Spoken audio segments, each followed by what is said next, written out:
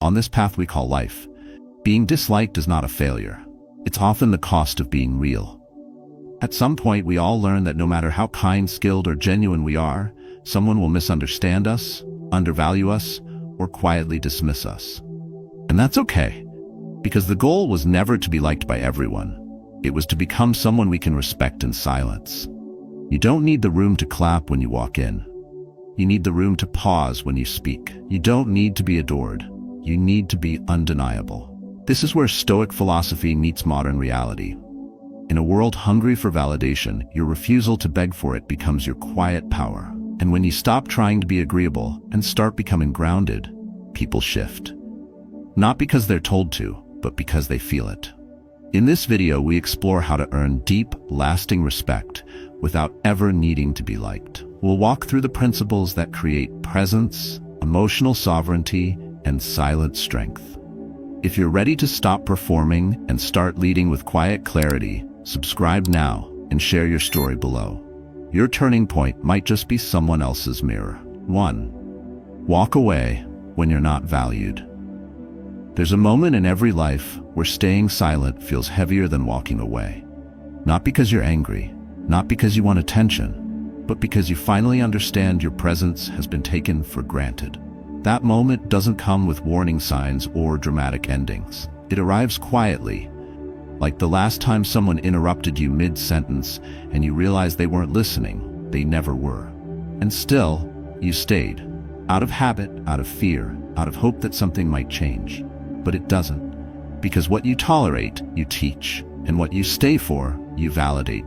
I know this not from theory, but from experience. I once worked in an environment where I gave more than was ever asked. Long nights, thoughtful work, loyalty no one demanded, but I offered anyway.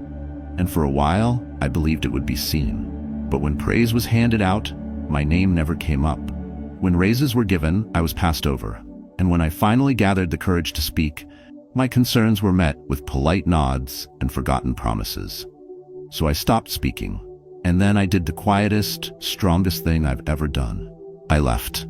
No fight, no outburst. Just a simple, intentional goodbye. That decision changed everything. Not because it made them regret losing me, but because it reminded me I was never meant to beg for space in places I had to shrink to stay in. Walking away didn't cost me power. It returned it. I stopped explaining my worth and started protecting it. I learned that emotional independence isn't detachment. It's choosing peace over performance.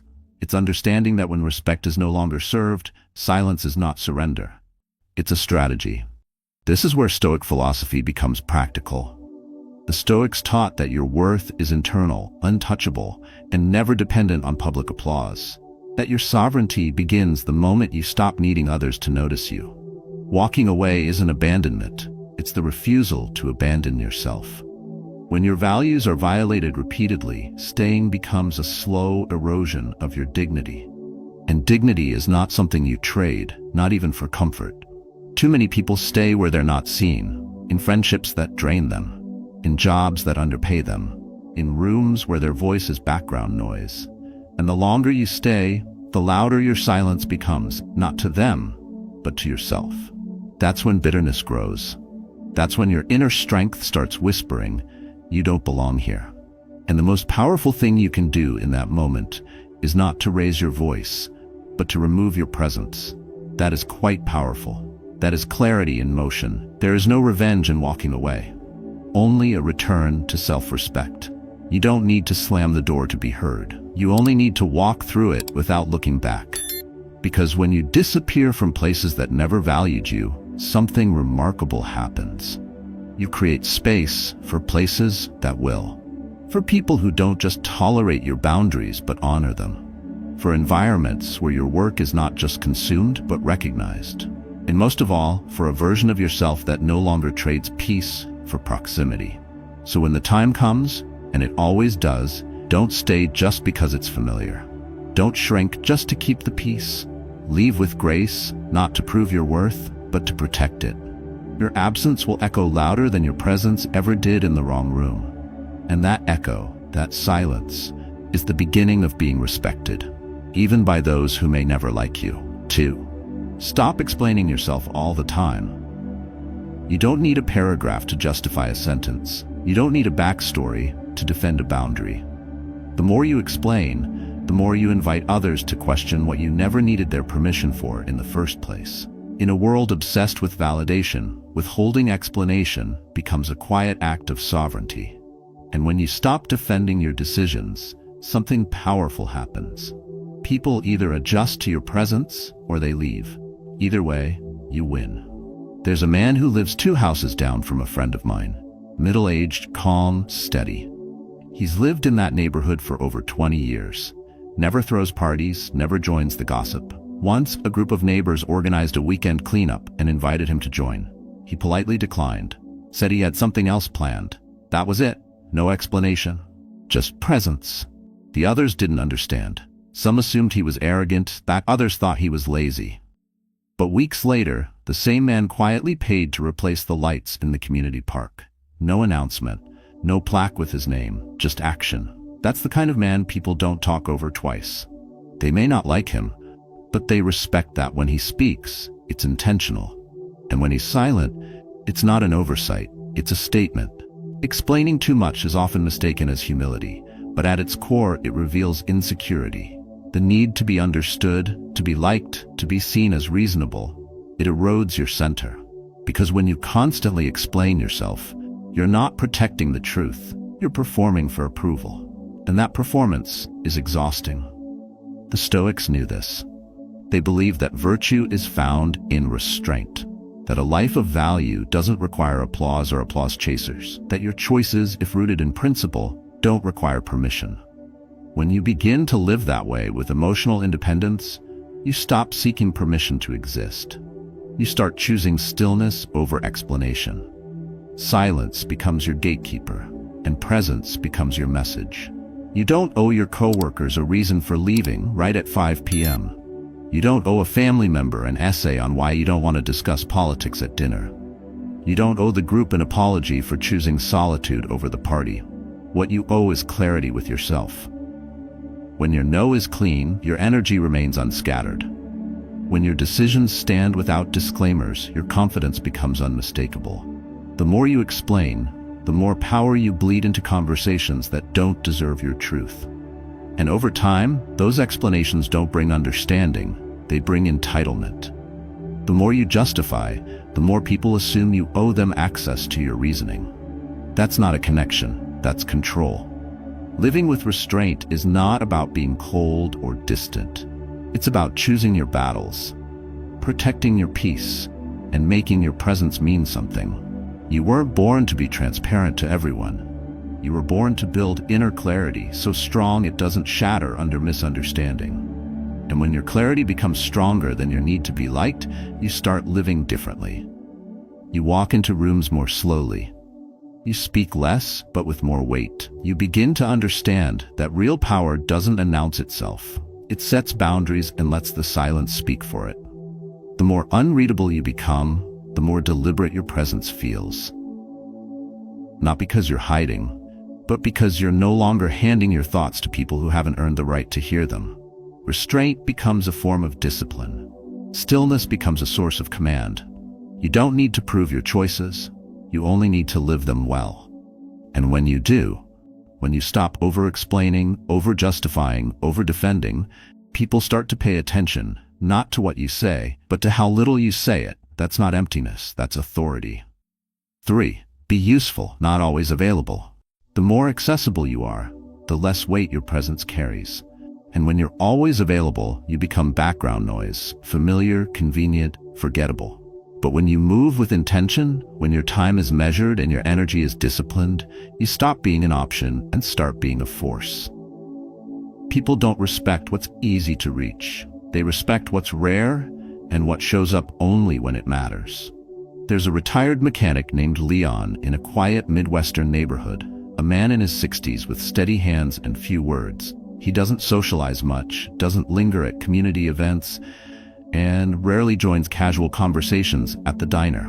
But when someone's car breaks down in the middle of a snowstorm, or when a generator won't start during a blackout, he shows up. No announcements, no fuss, just quiet presence and competent hands.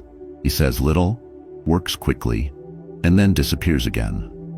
People talk about Leon with a kind of reverence that others in the town don't receive.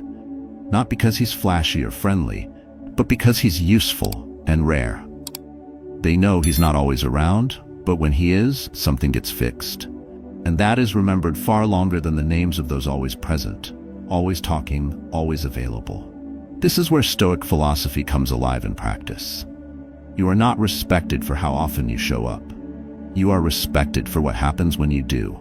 Presence, when diluted by frequency, loses its weight. But when it's held back by restraint and only offered with purpose, it begins to command attention. Your value increases when you stop being everywhere. Not because you're hiding, but because you're choosing. And choosing is power. We live in a world addicted to availability. Instant replies, constant visibility. People feel pressured to prove their relevance by showing up non-stop. But when you show up constantly, you become predictable. And predictability breeds complacency. Just like air, always there, barely noticed, until it's gone. The man who appears only when it matters, who gives his energy with precision, not obligation, becomes a different kind of presence. He's not just liked, he's respected. He's the one others look for when things get serious, when surface charm is useless, and only steadiness will do. To apply this, you must unlearn the idea that being liked means being present all the time. You don't need to join every conversation. You don't need to reply within seconds. You don't need to attend every gathering or solve every small problem.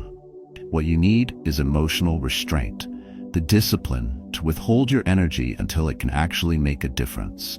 When your time becomes deliberate, your value becomes undeniable. Not because you said yes to everything, but because you said yes to the right things.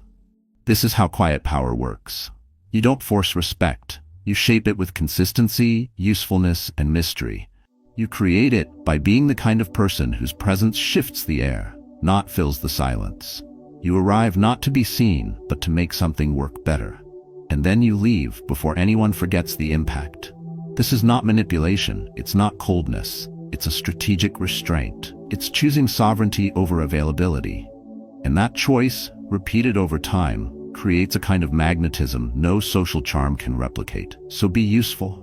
Let your presence solve problems. Let your energy be felt, not scattered. Show up when it matters, disappear when it doesn't. And eventually, people will come to understand you were never just there.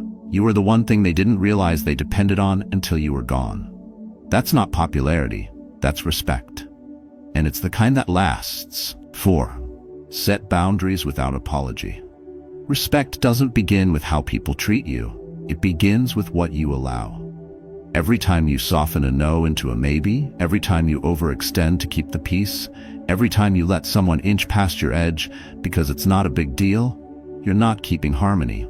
You're leaking sovereignty. Boundaries are not walls to keep the world out.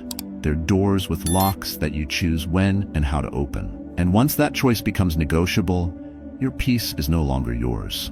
The moment you draw a line with clarity and calm, the world starts recalibrating around you.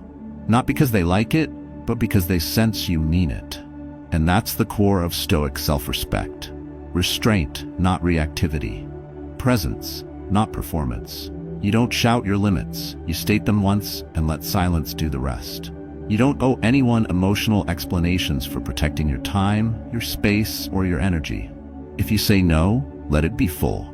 If you decline, let it be clean. Don't turn boundaries into discussions. They're not up for debate.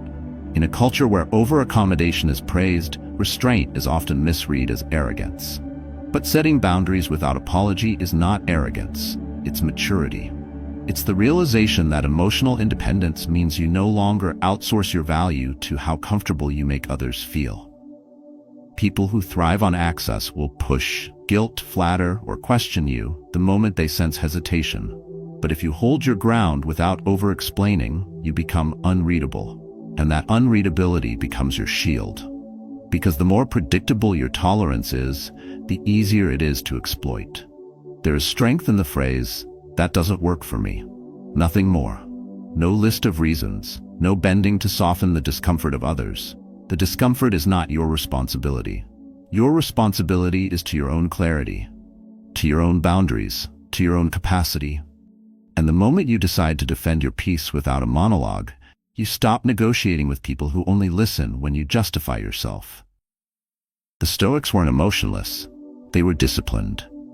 They knew that power doesn't require force, only certainty, and boundaries built on quiet certainty last longer than boundaries drawn in rage. The louder you defend your limits, the more others will test them. But the quieter and firmer you are, the less they try. That is presence. That is restraint. And that is how people begin to sense your depth without you having to prove it. Protecting your peace doesn't make you difficult. It makes it clear.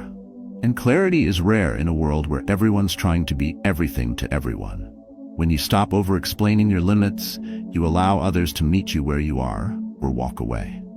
And either outcome brings peace. Because those who respect boundaries stay with integrity, those who don't leave with noise, and both reveal who actually deserves access. Boundaries, when held with consistency, do more than protect. They communicate. Without saying much, they say, I value my energy. I move with intention. I don't trade comfort for approval. And I don't entertain access without alignment. You won't need to repeat them often. When people feel the quiet finality in how you speak, they remember. Not because you demanded respect, but because you stopped asking for permission to deserve it. And that's the shift, from seeking acceptance to embodying authority. From defending your space to owning it. You don't need to be harsh to be firm. You don't need to be aggressive to be clear. Just grounded. Just still. Just unmistakably sure of where you begin and where others end. Say it once, mean it, then move on. Let your boundaries walk ahead of you. Let them speak when you don't. Let them do the sorting so you don't have to. Because when your peace becomes non-negotiable, your presence becomes undeniable. 5. Control your emotions in public. Not every emotion deserves an audience. Some of the most powerful moments of control happen when no one else even realizes the battle you just won. The battle to stay calm when everything in you wants to react. In public, power isn't in the comeback. It's in the stillness that disorients those expecting an explosion. Anyone can raise their voice. Few can hold their silence without folding. That's where real strength lives. I remember standing in a meeting room years ago, being questioned by someone younger, louder, and clearly looking to make a point at my expense. He interrupted me twice, challenged my logic, and tried to make me look incompetent in front of the room. I felt my jaw tighten. My thoughts raced. That old instinct to fire back, to reclaim ground with sharper words, was right there, ready. But I didn't. I breathed. Sat still. Let the silence stretch. Then I replied, not with force, but with clarity. No raised voice, no emotion, just precision. And in that moment, something shifted. The room, once leaning toward chaos, leaned back into calm. Because when you don't give them the emotional fuel they're hoping for, the fire dies in their hands. Stoicism teaches that emotions are natural, but reactions are optional. And in public, the ability to pause before you respond becomes your greatest source of emotional independence. It's not about suppressing what you feel. It's about disciplining when and how you express it.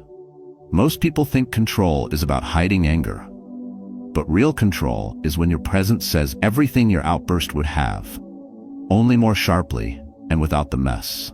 When you become known as the person who doesn't flinch, who doesn't take the bait, who listens while others unravel, you shift the dynamic. Not because you overpower, but because you don't need to. People respect restraint. They trust it, not because it's quiet, but because it signals depth. And in the chaos of public life, at work, in relationships, even in casual conversation, the one who stays anchored sets the tone. That's presence. That's sovereignty. You don't win by reacting faster. You win by choosing not to react when the world expects you to. You win by mastering the pause. To apply this is simple, but not easy. You'll need to become more aware of your own emotional triggers. The tones that irritate you, the looks that provoke you, the words that scratch at your pride. And when they come, because they will, you don't fight them. You observe them. You step back internally and remind yourself, not everything needs my reaction. Not here. Not now. Then, when you do respond, it's not reflex, it's direction. It's a choice made from discipline, not emotion. This kind of self-control isn't just about dignity.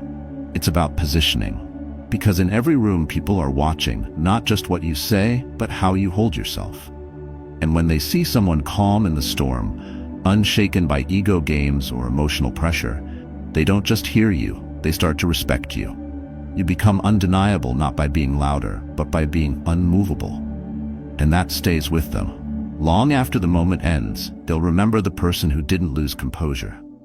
The person who responded with quiet strength while others scrambled. That memory becomes your reputation. That restraint becomes your gravity. And that gravity is what sets true leaders apart from those who simply want to be right. So don't waste your peace trying to defend your pride. Don't give your power to anyone who hasn't earned the right to disturb it. In public, composure is not performance, it's protection. Hold it like armor, speak only when it adds weight, and let your silence remind the world that real power never begs to be seen. It simply is. 6. Let your work speak louder than your personality.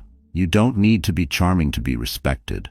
You need to be consistent. You don't have to light up every room you enter. It's enough that systems run smoother when you're around. In a world that rewards performance over substance, being quietly competent is often underestimated, until it isn't. And that's the point. Let them overlook you. Let them assume you're ordinary. Because when it matters, what you deliver will speak louder than any introduction ever could. There's a woman who works in a regional hospital, a night shift nurse named Marla. She doesn't laugh the loudest in the break room. She's not the one decorating her workstation or posting motivational quotes. She moves quietly, almost like a shadow. But on nights when the ER overflows and the system buckles, it's Marla they call. She doesn't panic. She doesn't brag. She acts. Charts get updated. Patients get stabilized. Younger nurses anchor themselves to her calm. By morning, the crisis is handled, the floor is clean, and Marla is already gone. No applause, no socializing, no announcement. But everyone knows, when things fall apart, she's the one holding the pieces together. Not because she talks the most, but she shows up and performs when it counts. That is Stoic presence in its purest form. No need for recognition, no craving for approval. Just quiet sovereignty in action. Letting your work speak louder than your personality doesn't mean you suppress who you are. It means you understand where true influence begins. Not in charisma, not in likability, but in the results, in follow-through, in the weight of your consistency. Because results, unlike charm, are undeniable. This is especially true in environments where noise is often mistaken for contribution. The person who talks the most in meetings isn't always the one moving the work forward.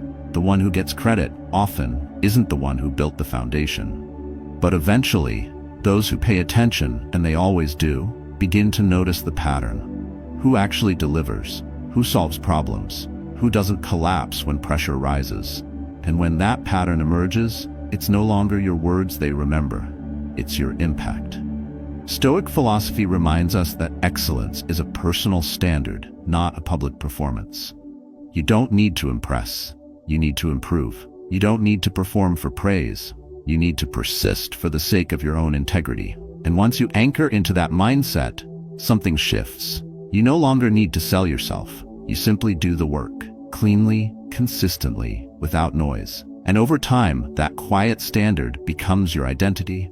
When others look to you, not for entertainment, but for reliability, you hold a different kind of respect. Not the fleeting admiration of popularity, but the durable weight of usefulness. You become the one people trust when talk fails. And trust, not popularity, is what influence is built on. You weren't meant to be everyone's favorite. You were meant to be steady, capable, grounded. And the more grounded you are, the less you need to raise your voice. In a world full of noise, restraint becomes rare. Let others chase applause. Let others advertise their worth. You don't have to. Your work will outlast their words. And when it does, they won't remember how quiet you were. They'll remember how strong you were when things got real. So keep building, keep showing up. Not to be seen, but to be effective. Because long after charisma fades, competence remains. And the one who lets their work speak for them never has to explain who they are. The results say it all. 7. Be consistent, not pleasing. People may smile at you when you please them, but they respect you when they can count on you. Pleasing gives you applause in the moment. Consistency gives you a name that holds weight long after you've left the room. In a culture where likability is confused with value, it's tempting to adjust yourself constantly. Soften your tone, change your stance, say yes when your gut says no, all to remain agreeable. But what you trade for that approval is far greater than what you gain. Because when you reshape yourself for every room, you leave none of yourself behind. The Stoics didn't seek to be palatable. They sought to be principled. That means saying the same thing whether it's praised or ignored. That means acting with the same intention, whether the audience cheers or walks away. Consistency doesn't mean rigidity. It means your values are not up for negotiation just because the setting changes. When you're consistent, people may not always agree with you, but they'll know where you stand, and that certainty becomes your presence. It becomes a signal that you can be trusted, not because you please, but because you don't sway with the wind. There's a silent kind of influence that only consistency builds. It's the influence that doesn't beg to be liked. It earns its place by never breaking character, because in the long run, people don't follow those who flatter them. They follow those who ground them. And that grounding begins with you refusing to perform. It begins when your restraint keeps you from jumping through emotional hoops just to be liked. When your responses stop being tailored to gain favor and start reflecting your core, that's when the shift happens. Emotional independence means not letting the moods, opinions, or preferences of others dictate how you speak or behave. You don't need to be reactive to be real. You don't need to shapeshift to survive. The more rooted you are, the less explaining you do. And over time, people notice. They may not always say it. They may even resist it at first, but they start adjusting to your rhythm. Because consistency, though quiet, has gravity. And that gravity pulls attention without asking for it. When you prioritize being pleasing, your power becomes conditional. Conditional on approval, conditional on reaction, conditional on external warmth. But when you prioritize being consistent, your power becomes internal. You become untouchable in the best way, not distant, but whole. And that wholeness is what earns you respect. Because people don't admire those who try to be everything. They admire those who are fully themselves, especially when it's not convenient. Stoic philosophy isn't about detachment from others. It's about anchoring yourself so fully that others can't derail you. That's where consistency meets resilience. That's where trust begins. Not because you said all the right things, but because you said the same thing even when no one clapped. So, speak calmly, even when provoked. Hold your line, even when questioned. And walk the same way in quiet rooms as you would in loud ones. Because in the end, pleasing gives you attention. But consistency earns you a legacy. You don't have to be the favorite. You just have to be the one they remember when things get real. Not for what you said to win them over, but for what you never changed just to be liked. That is an undeniable strength. And it doesn't just command respect, it keeps it. Respect isn't given to the loudest voice or the most agreeable face. It's given to those who move with clarity, who know what they stand for, and who no longer shrink to fit where they don't belong. In this world, where validation is handed out in likes and approval is mistaken for connection, the real power belongs to those who walk in silence and still carry weight. You don't have to explain everything. You don't have to be everywhere. And you don't have to be liked to be respected. What matters is presence with purpose, boundaries without apology, and a kind of quiet strength that outlasts noise. When you practice restraint, when you remain unrateable yet reliable, when your reactions are disciplined and your values are consistent, you stop chasing recognition and begin drawing reverence. That's the way of the Stoic.